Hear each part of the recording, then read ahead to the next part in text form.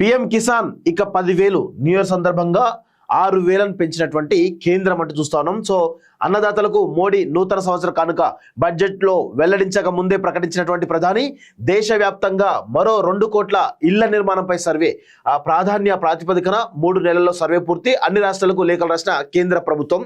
మేరా భారత్ బడ్ రహా సమిష్టి కృషితో 2024లో అనేక విజయాలు, 2025లో మరింత కష్టపడదాం.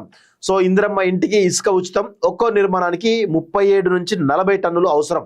సో 4.5 లక్షల ఇళ్లకు 112 లక్షల క్యూబిక్ మీటర్ల ఇసుక, అదనంగా 60,000 వెచ్చించనున్న రాష్ట్ర ప్రభుత్వం. ఇంటి వద్దకే పహాని, పేద రైతులకు ఉచిత న్యాయ సహాయం.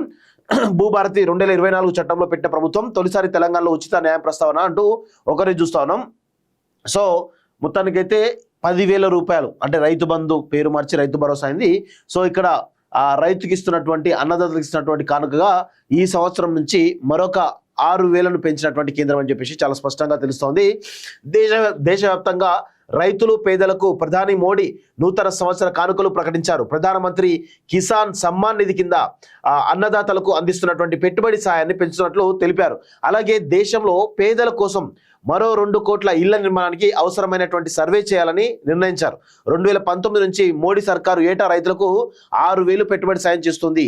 అందులో 2,000 చొప్పున 3 విడతల్లో అన్నదాతల ఖాతాల్లో సొమ్మును జమ చేస్తున్నారు. ఈ మొత్తాన్ని ఇప్పుడు 10,000కు పెంచుతున్నట్లు మోడీ ఎక్స్ లో తెలిపారు. రైతులను ఆర్థికంగా ఆదుకునేందుకు వారి ఖాతాల్లో నేరుగా 10,000 జమ చేయనట్లు ప్రకటించారు. సో ఇది రైతాంగానికి దేశవ్యాప్తంగా ఉన్నటువంటి రైతులకు ఒక మంచి ఉపయోగపడే స్కీమ్ గా తెలుస్తా ఉంది.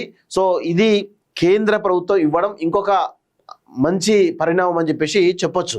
సో కిసాన్ నిధిని పెంచేందుకు కేంద్రం కసరత్తు చేస్తుందని ఆర్థిక మంత్రి నిర్మలా సీతారామన్ త్వరలో ప్రవేశపెట్టేటువంటి 2025-26 బడ్జెట్ లో ప్రకటన చేసేటువంటి అవకాశం లేని అధికార వర్గాలు ఇదివరకే పేర్కొన్నాయి. అయితే దానికి ముందే ఆ మొత్తాన్ని 10,000కు పెంచుతున్నట్లు మంగళవారం ప్రధాని స్వయంగా వెల్లడించడం గమనార్హం.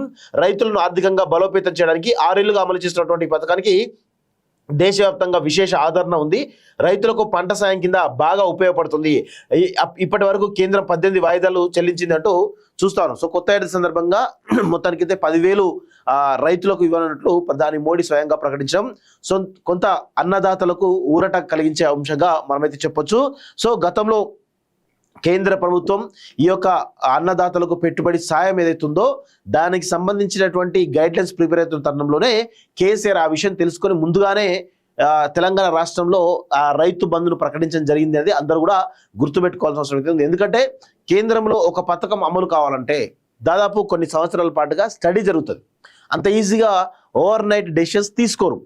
ఈ కేసీఆర్ ఏదైతే ఓవర్ నైట్ డెసిషన్స్ ఎట్లయితే తీసుకున్నాడో ఆ విధంగా తీసుకోరనేటువంటి విషయాన్ని గుర్తుపెట్టుకో. అందుకే కేసీఆర్ కేంద్రంలో పెట్టుబడి సాయం కింద ఈరోజు కేంద్ర ప్రభుత్వం ఒక పథకం రూపొందుతుంది కాబట్టి దాని బేస్గానే దాని గైడ్లైన్స్ తీసుకొని ఇమీడియట్ గా తెలంగాణలో ఇంప్లిమెంట్ చేసి ఈ పథకానికి రూపకర్త నేనే అనేటువంటి కోణంలో కేసీఆర్ గతంలో చేసిండు. అంటే ఇది ఒక్కటే కాదండి, చాలా రకాల అంశాలు ఈరోజు కేంద్ర ప్రభుత్వం తీసుకోబోయే నిర్ణయాలు ముందుగానే తమ కోట్లతో తెలుసుకొని దాన్ని రాష్ట్రంలో ఇంప్లిమెంట్ చేయవచ్చు, లేకపోతే వివిధ రకాల అవకాశాలకు ఉపయోగించుకోవచ్చు. కేసీఆర్ పలుమార్లు చేసిండు అనేటువంటి విషయాన్ని మనందరం కూడా గుర్తుపెట్టుకోవాలి. ఇది చాలా మందికి తెలియదు. అంటే కేసీఆర్ దాని రైతు బంధు రూపకర్త అని చాలా మంది అనుకుంటారు, కానీ అది పొరపాటు. కేంద్ర ప్రభుత్వం ఈ పథకం మీద కసరత్తు చేస్తున్నటువంటి సమయంలో కేసీఆర్ తెలుసుకొని దాన్ని ఇంప్లిమెంట్ చేసిండది చాలా స్పష్టంగా నేనైతే చెప్పగలను మిత్రులారా.